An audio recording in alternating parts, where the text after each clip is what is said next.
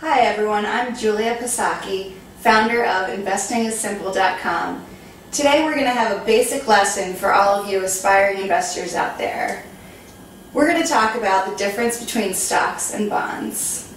You've known about the stock market for years, but have you ever stopped to think about what it really means when you buy a company's stock? What about buying its bonds? What's the difference and why do you care?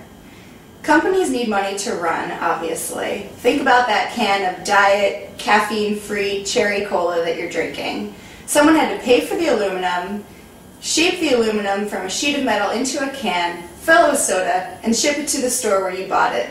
All of this happened before you ever even bought that can, so somebody had to be pretty confident that you were going to buy it to go through all of that trouble. As an investor, you're giving Cola Company the money that it needs to make its bubbly delight reach thirsty lips like yours everywhere. You get paid back by Cola Company in different ways depending what type of investor you are. Let's talk about the most standard types, common stockholders and bondholders. First, talk about stockholders. Buying Cola Company stock means that you actually own a slice of the company. You probably hope the stock price goes up so that you can sell your sliver at a higher price sometime down the road than where you bought it. If Cola Company's carbonated concoctions fly off the shelves, you certainly expect that to happen. That's one way you get compensated as a stockholder. The other way you may get paid for your investment is through dividends. A dividend is a payment that Cola Company pays to each person who owns its stock, typically every 3 months. If you own 100 shares, and they pay a dividend of 20 cents per share every 3 months, you'll receive $80 per year in just dividends alone. That's completely separate from what the price of the stock does during that year.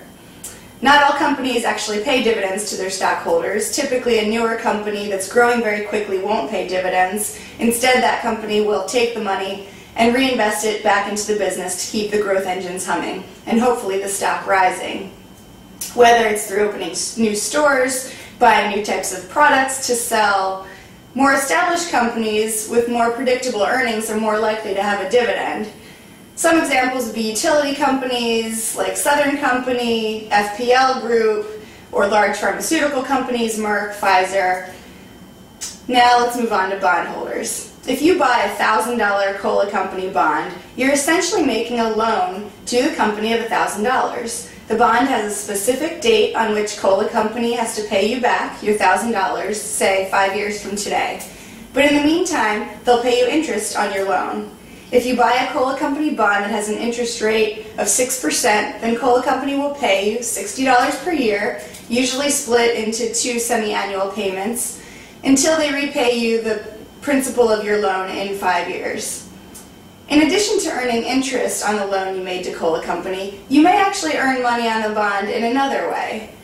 Though the bond pays you back $1,000 in 5 years, you may actually be able to buy that bond for less.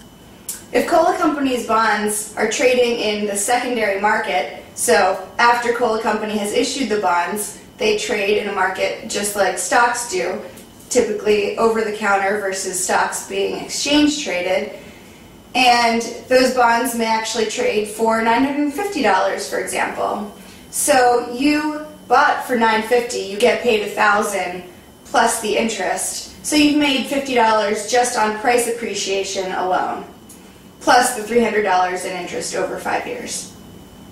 So bonds versus stocks, how do you choose? You know you love sipping on Cola Company's cans and you want to support their effort to quench their thirst globally. But do you want to be a stockholder or a bondholder? Here are a few things to consider.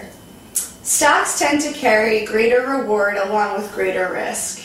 Common stockholders fall lowest in pecking order if a company goes belly up, but also tend to give the highest returns if a company does well.